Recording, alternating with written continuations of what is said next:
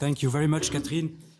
It's also good to know that the pending decision in front of the ECG, well, it's pending for the moment, but we will have the conclusions of the Avocat Général in June, so pretty soon. I was personally at the audience and we heard the comments of the Commission and the EU Parliament, so the ones that drafted actually Directive Police and Law Enforcement. And I would say that they were pretty clear about the fact that the Belgian system was not okay with the directive. But we will see and wait for the conclusions. Thank you very much, Catherine, and I'll give the floor now to Stergios.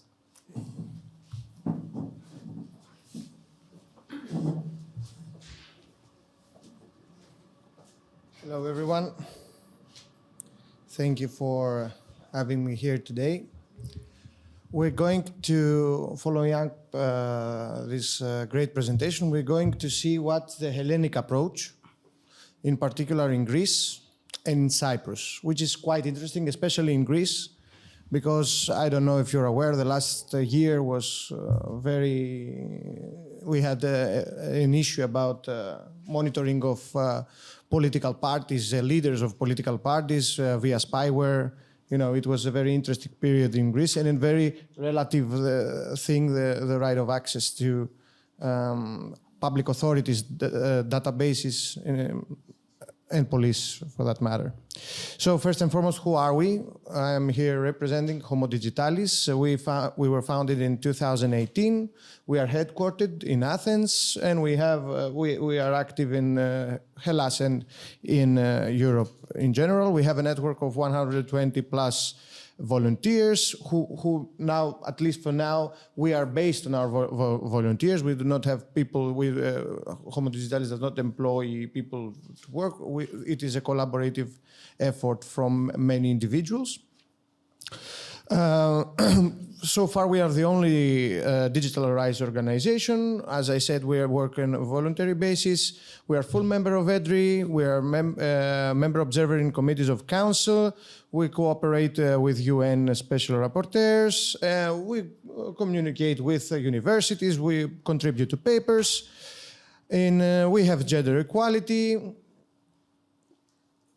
And we have internal policies prohibiting discriminations. We are open to new ideas and so on and so forth. So, right of access.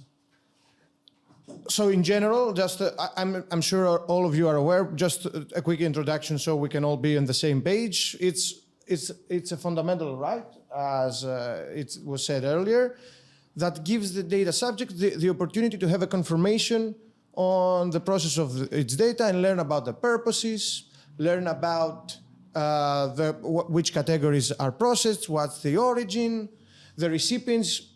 Recently, we had a very interesting decision by the Court of Justice of the European Union and clarified what recipients mean when we have a right of access. And I believe that goes to the right of access for under the LED directive as well. You provide the full list of the recipients and details. Data retention period, rights, as well as rights where if you can file a complaint, you can get a copy in a human readable form.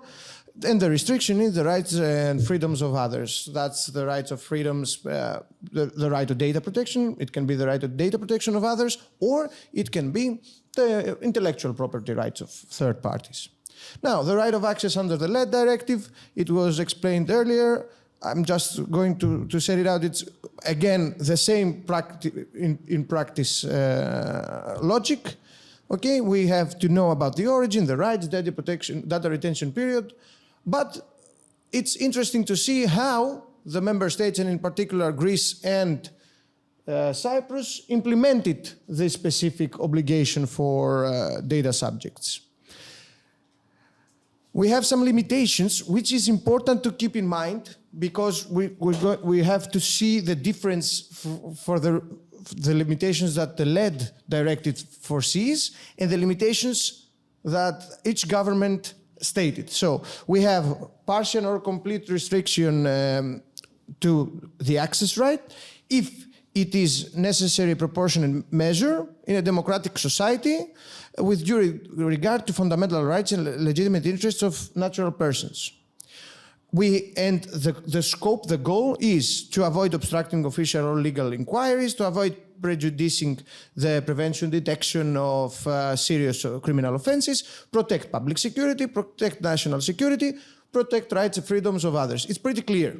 So we can restrict the right of access in order to achieve those goals. And here goes the interesting part, the Greek approach. So we have the right of access. It's foreseen that we can access to what are the categories of personal data, what's the origin, purposes and legal base, retention period and rights. So far we're good. And then we change the article and go to limitations. So the first one, which was very interesting reading it was like for the we cannot actually, a competent authority to help everyone be on the same page, a competent authority is the police. Okay, can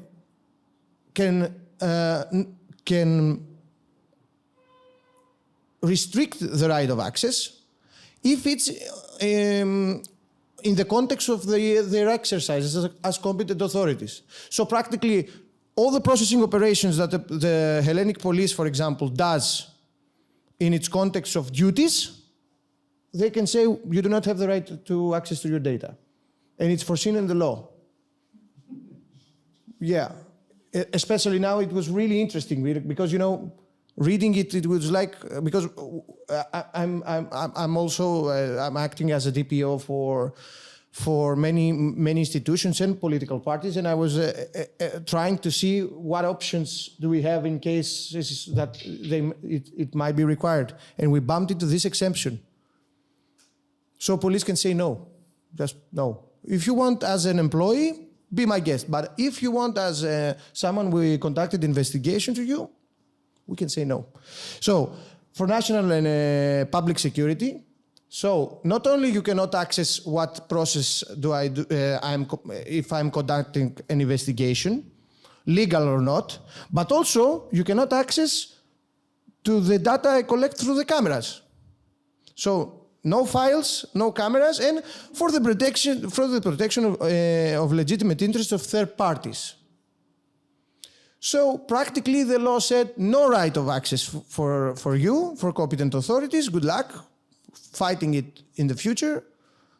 Unfortunately, it had... and then a second set of restrictions is that cannot be erased due to legal obligations. Usually is the limitation period. In Greece, it's 20 years, pop, everyone. When we come to retention periods, 20 years, 20 years, 20 years. It's very broad used. The second is we cannot grant access to data that serve only, and that's, the translation is mine, so forgive me for any mistakes, but it was direct. We cannot access data that serve only for data security purposes. So if my data can provide data security for the Hellenic police, that can be, or anyone's data, right? It's pretty crazy. And data that serve only data protection controls, where the provision of information would involve disproportionate effort and processing for other purposes through appropriate technical and organizational measures is excluded. There is some ambiguity, one would say, in the exceptions. Also, if the provided information may, this is okay, their life or physical integrity of others. However, the Hellenic police must provide the response in writing.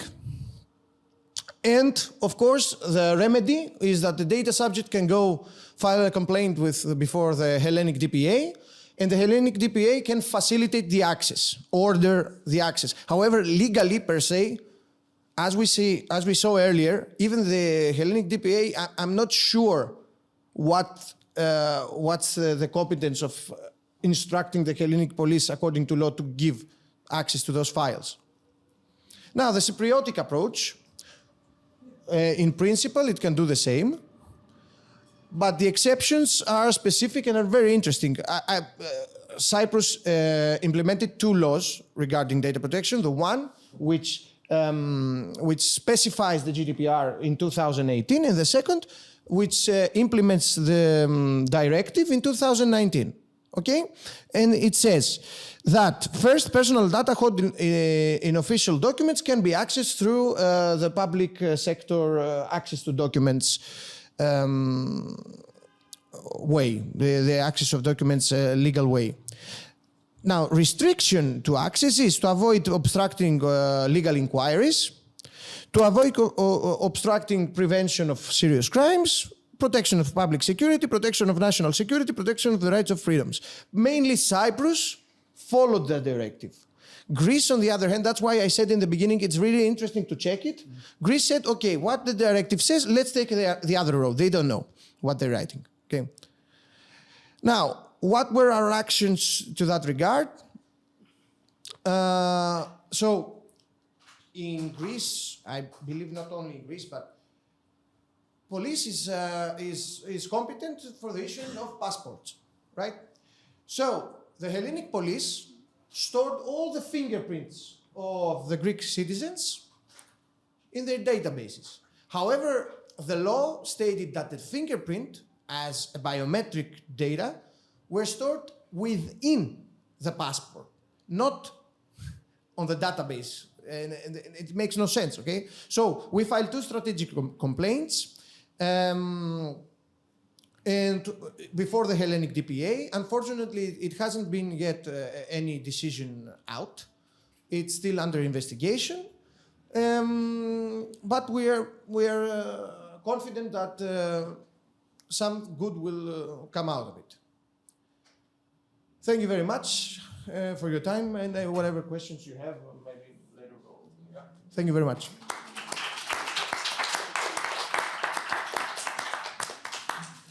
Thank you very much, Sturgis.